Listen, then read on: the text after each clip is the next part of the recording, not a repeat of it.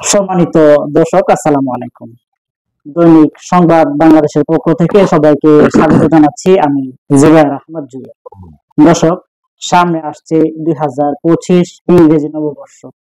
ইংরেজি নববর্ষ উপলক্ষে যারা আমাদেরকে সবসময় দেখেন তারা এবং টাঙ্গাইল উপজেলার সর্বস্তরের জনগণের উদ্দেশ্যে কথা বলবেন। টাঙ্গাইল উপজেলার বিশিষ্ট ব্যবসায়ী, রাজনীতিবিদ, সমাজসেবক জনাব সামির হোসেন সাকিব। আমরা দৈনিক সংবাদ বাংলাদেশের পক্ষ থেকে জনাব সাকিব সাহেবকে জানাই প্রাণ ঢালা শুভেচ্ছা এবং অভিনন্দন। আপনাদেরকে অভিনন্দন। বলুন। বিসমিল্লাহির রহমানির রহিম। সম্মানিত দর্শক, দৈনিক সংবাদ বাংলাদেশের মাধ্যমে যারা দেখছেন তারা এবং টাঙ্গাইল উপজেলা সর্বস্তরের জনগণকে জানাই রক্তিম ভালগুলোকে শুভেচ্ছা ও অভিনন্দন। নতুন বছরে আমরা যেন নতুন ভাবে শুরু করতে পারি, গত দিনগুলোকে বলে দুঃখ কষ্ট গ্লানি ভুলে আমরা যেন নতুন ভাবে পথ চলতে পারি এবং টাঙ্গাইল উপজেলার সর্বস্তরে জনগণের মাঝে এর একটা শান্তি বিরাজ করে, সেই কার্যক্রম শুরু করতে পারি।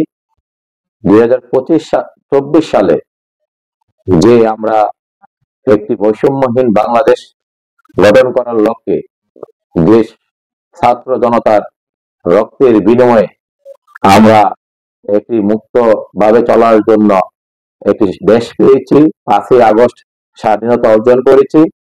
সেই স্বাধীনতা অর্জনের সুফল যেন টাঙ্গাইল উপজেলাও বহমান থাকে এবং এই 25 সালের শুরু থেকে যেন টাঙ্গাইল উপজেলা প্রত্যেকটি স্তরে বৈষম্যহীন টাঙ্গাইলকে আমরা একটি আধুনিক মডেল উপজেলা হিসাবে তৈরি করতে গিয়ে যা যা সংস্কার প্রয়োজন, পাশাপাশি মানুষের সেবায় যেন মানুষের দূরগোড়ায় পৌঁছে দেওয়া যায়, শিক্ষা, স্বাস্থ্য, বাসস্থান প্রত্যেকটি ক্ষেত্রে মানুষের যেন তাদের এই সুষম বন্টন।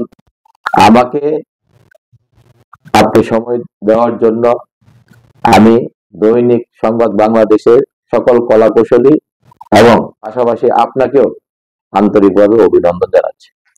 দর্শক, এতক্ষণ পর্যন্ত আমাদের সাথে কথা বলছিলেন কিশোরগঞ্জের টাঙ্গাইল উপজেলা স্বনামধন্য ব্যবসায়ী, রাজনীতিবিদ এবং সমাজসেবক জনাব সামির হোসেন সাকিব। এতক্ষণ পর্যন্ত আমাদের সাথে থাকার জন্য সবাইকে ধন্যবাদ।